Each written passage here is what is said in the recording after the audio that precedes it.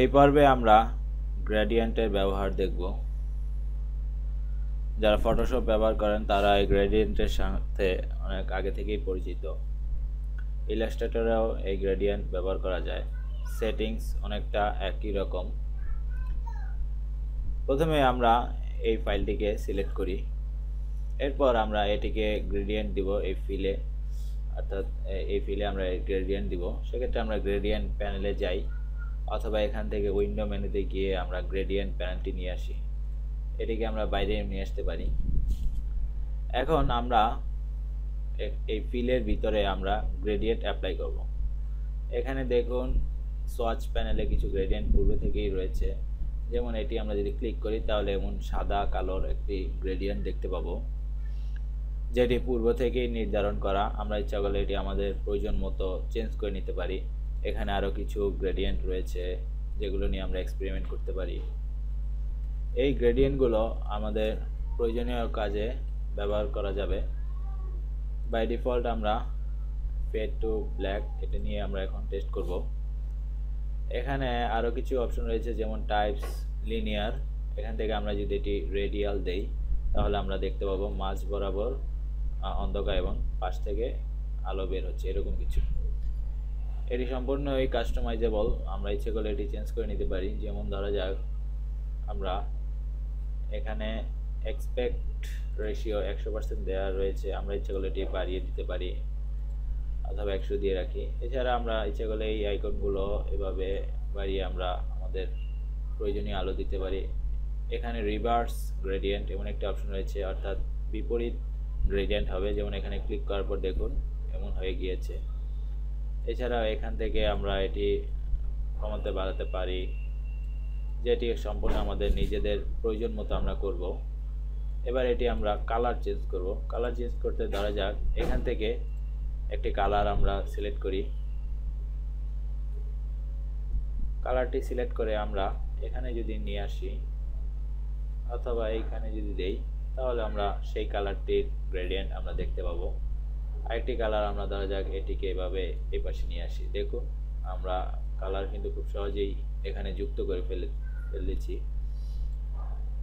তারপর আমরা ইচ্ছা করলে এভাবে বাড়াতে কমাতে পারি। এছাড়া নতুন এই স্লাইডার যদি অ্যাড করতে চাই সেক্ষেত্রে আমরা এখানে ক্লিক করব, অটো স্লাইডার যোগ হবে। এক্ষেত্রে আপনার গ্রেডিয়েন্টে ভেরিয়েশন আসবে, যেটি আমরা এখানে দেখতে পাচ্ছি। এবং কোনো স্লাইডার যদি আমরা ডিলিট করতে চাই সেক্ষেত্রে আমরা এটি ধরে এভাবে ড্র্যাগ করব, নিচের দিকে দিব, তাহলে এটি অটো ডিলিট হয়ে যাবে।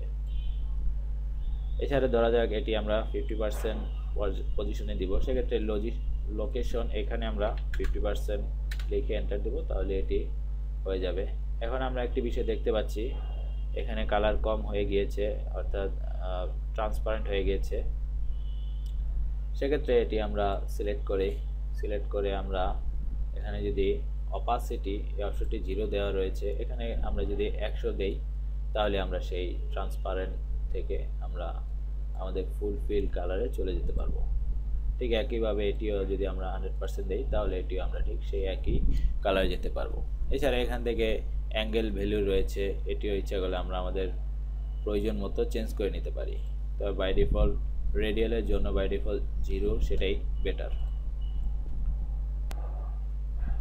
এবার আমরা দেখব, এতক্ষণ আমরা দেখলাম ফিলে কিভাবে গ্রেডিয়েন্ট ব্যবহার করতে হয়। এবার আমরা দেখব স্ট্রোকে কিভাবে গ্রেডিয়েন্ট ব্যবহার করতে হয়। ধরা যাক আমরা এই লোগোটিতে প্রথমে সিলেক্ট করি। এখন আমরা এটির যে স্ট্রোক রয়েছে সেখানে আমরা গ্রেডিয়েন্ট ব্যবহার করব। প্রথমে আমরা এখান থেকে স্ট্রোকটি সিলেক্ট করি। এবার আমরা সোয়াচ থেকে যদি গ্রেডিয়েন্ট সিলেক্ট করি তাহলে আমরা দেখতে পাবো এই গ্রেডিয়েন্টটি সিলেক্ট করা রয়েছে, যেটি আমরা আগের ফিলের এই গ্রেডিয়েন্টটি ব্যবহার দেখিয়েছি। এবার এখান থেকে আমরা এটি বাড়িয়ে 5 দিতে পারি, অথবা ভালো দেখতে সুবিধার্থে আমরা এখানে 20 দিলাম। এবার আমরা এখানে দেখতে পাচ্ছি একটি সাদা কালোর একটি গ্রেডিয়েন্ট এখানে ব্যবহৃত হয়েছে। এখান থেকে আমরা ইচ্ছে করলে রেডিয়াল, যা এখানে দেখাই যাবে না কারণ এটি স্টকে আমরা দিচ্ছি, তাই আমরা এখানে লিনিয়ার গ্রেডিয়েন্টটি ব্যবহার করব। এবার এটিকে আমরা কালার চেঞ্জ করব। ধরা যাক এটিকে আমরা এখান থেকে এই কালারটি অথবা এখান থেকে এই কালারটি আমরা সিলেক্ট করি, এটি এভাবে ড্রাগ করে নিয়ে এখানে আমরা রাখি। দেখুন এখানে একটি সবুজ আবরণ চলে এসেছে। ঠিক একইভাবে আমরা যদি এই কালারটি এখানে এটি নিয়ে আসি তাহলে এটিকে আমরা এখানে দেখতে পাবো।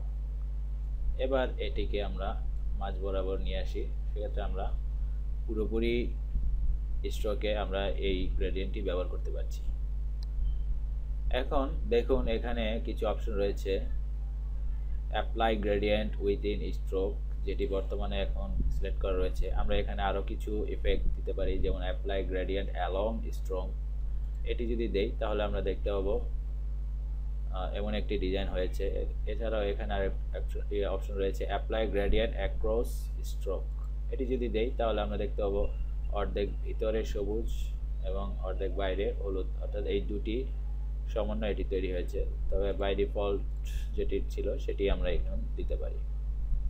এছাড়াও এখানে আমরা রিভার্স করতে পারি, যেটি আমরা আগেও জেনেছি। অপাসিটি আমরা বাড়িয়ে দিতে পারি, সেক্ষেত্রে আমাদের দেখতে সুবিধা হবে, সুন্দর ডিজাইন। এছাড়া আমরা ইচ্ছা করলে নতুন স্লাইডার যোগ করে আমাদের গ্রেডিয়েন্টে ভেরিয়েশন আনতে পারি। সম্পূর্ণই আমাদের নিজেদের প্রয়োজন মতো আমরা অ্যাড করে নেব।